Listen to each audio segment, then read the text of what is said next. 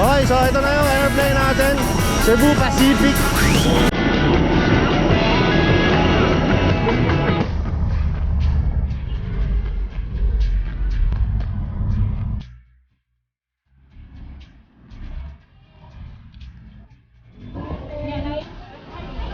At syempre, dahil nandito kami sa Davao City, kailangan special ang kakainin namin. Kaya ang kakainin namin ay...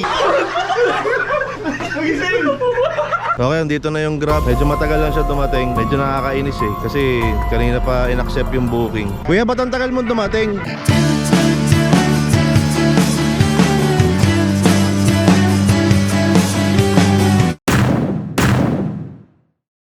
Pwede pong pahay lang. Hello!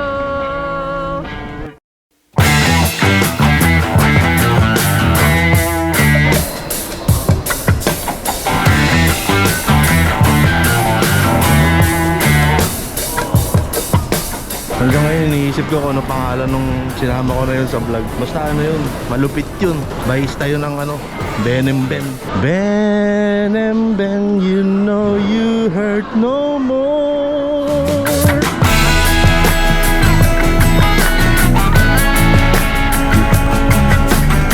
Hindi po ako masamang tao. Narito po ako upang hindi po kami masamang tao. Okay, so ito na yung airplane natin, Cebu Pacific.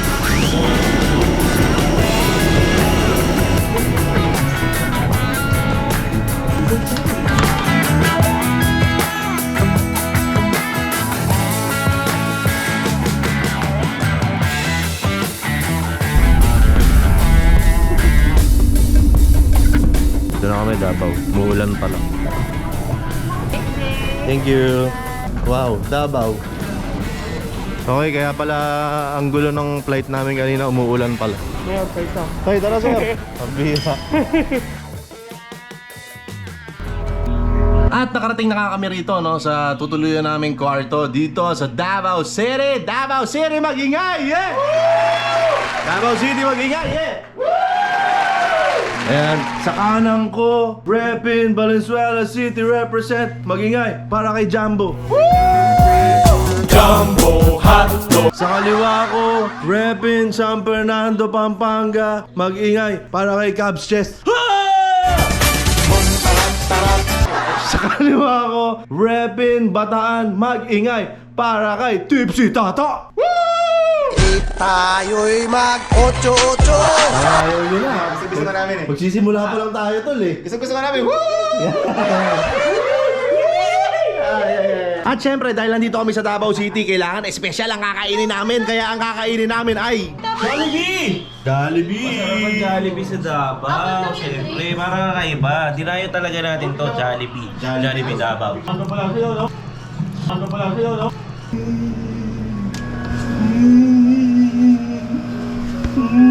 Hello po, hello po. Hello po.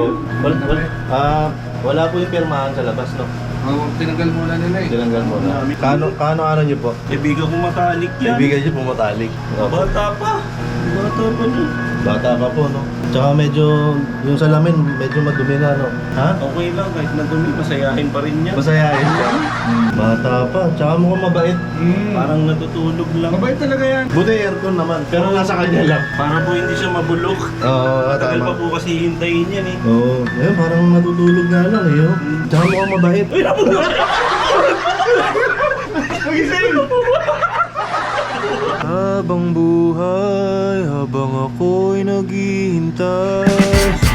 Okay, unang umaga dito sa Davao City. Good morning sa inyo lahat. At good morning Davao City. Ayokong sumigaw dito dahil baka mamaya ay awayin ako ng aming mga kapitbahay, no? Pero good morning po sa inyo. Good morning, good morning, good morning everybody. Ayon sa aming pag-uusap kagabi, syempre hindi naman kami basta-basta na lang bumabanat sa mga lugar na pinupuntahan namin. Pinagpaplanuhan at pinag-iisipan namin ang lahat ng mga gagawin naming kilos.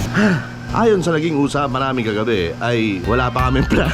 Wala pa kaming plano para sa araw na ito. Pero, tingnan natin. Basta, ayan, mukhang masarap mag-swimming doon. Ayan, kasi may swimming pool doon. Nakikita nyo ba yan? Mukhang masarap mag-swimming doon. Lalo na kung marunong ka mag-swimming.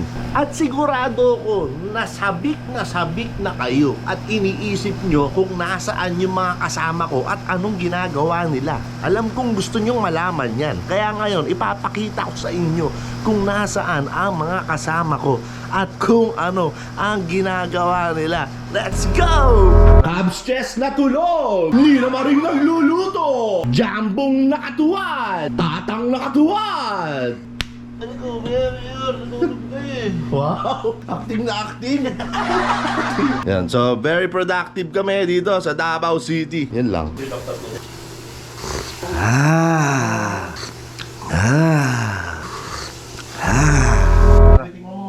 Ano ba yan? Sarap kalong. Oo, ano? Papakin mo na. Wala ba sa ano dyan, sa atin? Wala. Tingnan mo, iba yung talong dito boy sa Davao City. May sausawan eh. Talong ng titikman mo eh. Suka, may talong. Yan, suka mo na, dali. Sarap. Init eh. Init. Gawa ako ba? It's a prank. Prankster. Hindi nga, yung tugga. Sayang, hindi ko nakunan. May dugo. Wala. Sayang, ang ganda sana sa vlog nun. Yung mga may drama, di ba? Morning pranksters! Di ba? Coffee time pa lang, nagpa-prank pa tayo. Di ba?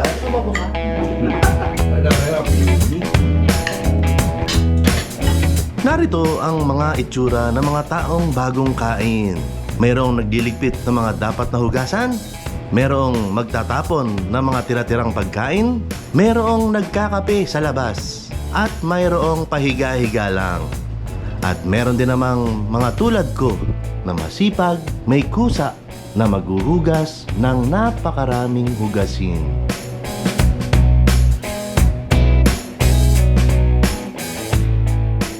Okay, lalabas na kami ngayon at mag-iikot-ikot dito sa Davao City. Siyempre kasama natin. Hi guys. Siyempre kasama rin natin. Hi guys. At siyempre kasama rin natin.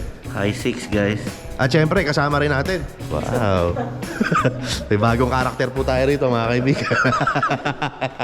Wala kayo bang t-shirt? Wala eh. Baka may mag-holding hands tayo sa park ha. Okay, so dito kami nag-stay dyan sa, basta dyan, isa sa mga kwarto dyan.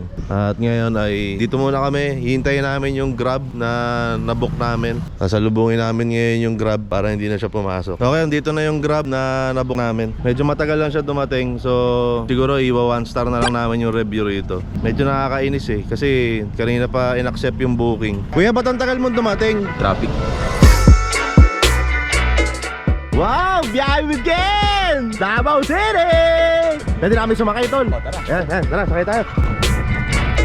Okay, so komportable ako rito sa aking pagkakaupo. Habang ang mga kasama ko naman, ay, komportable rin. Oo naman. So relaxing. Di ba komportable kayo, guys? Komportable sila. Komportable sila, tol. Ikaw, tol, komportable ka ba? Oo naman. Oo naman, syempre. Doon tayo kakain sa karinderya ng Duterte. Masarap ba ron, tol? Hindi ko alam. Alam nyo, sa sobrang sarap to, feeling ko napamura si Tatay Diggs. Ano kayang sinabi niya nung kumain siya ron? Ayoko magmura.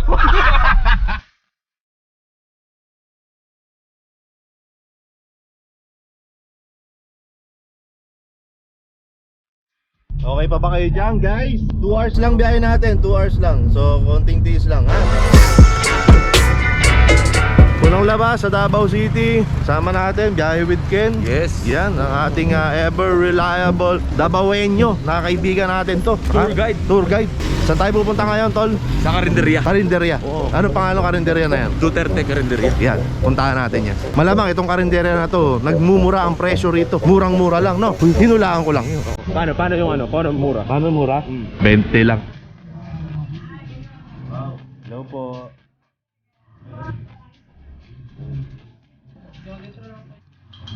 Lami kayo. Diri. Sabaw pa lang, ulam na. Oh, ang lambot, tol. Sabaw. Lami.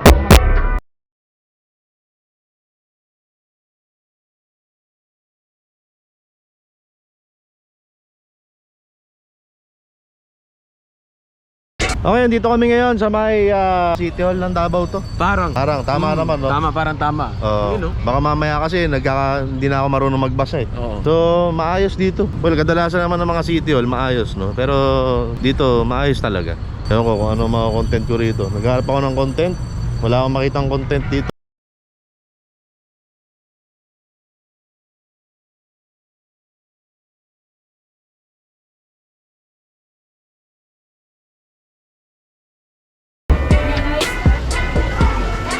Welcome back dito sa ating cooking show na pinamagatang...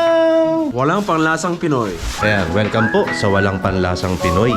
Ito po, ang ating cook. May panlasa ka ba? Wala eh. Ano ba ang ating dish para sa gabing ito? Tawag natin dito ay Kapampangan Sisig Manok. Kapampangan, sisig, manok. Oo, chicken sisig sa English. Ito na ang mga kakailanganin sa sisig manok. Una, lalagyan mo siya ng puting sibuyas. Wow. Tinurog na manok, atay ng manok, Patay ng manok. margarin, Margarine. kalamansi, Kalamansi. at maraming sili. Wow. Kakailanganin mo rin ng toyo, sawa mo. Yan. At konting tulong ng suka. Suka. Kailangan mo rin ng, paminta. Ayun, nasa dulo. Paminta. Umpisahan na natin ang procedure. Una, ito ang inyong atay ng manok. Half cook na to. Pinrito ni Papa kanina. Yan. Kailangan mo siyang hiwa-hiwain.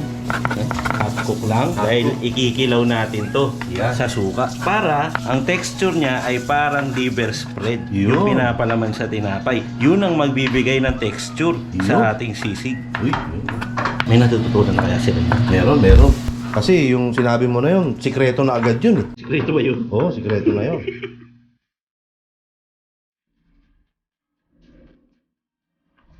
Pangatlong araw namin dito sa Davao City at maaga pa lang ay bumiyahe na ang aming team. Ayan, may gagawin kaming content, yung palengke content na hanggang ngayon hindi ko pa alam kung ano itatawag ko.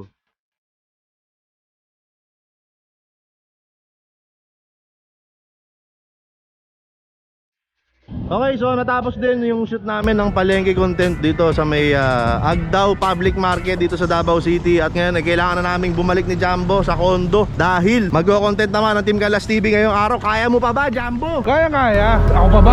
Okay, so titikman ko ngayon to. Comedian. Ayan, gaya ng naririnig ko, sinasabi ni Biyahe with Ken sa likod, itong tinatawag na charcoal ice cream dito sa Davao City. Dito nga pala tayo para tumikim ng charcoal na ice cream. At kagaya nga ng narinig nyo na sinabi rin nila, charcoal ice cream po ang tawag dito. Sarap daw to. Tsaka ano, Na talaga namang kilala po ito dito sa Davao City. Titikman ko na po.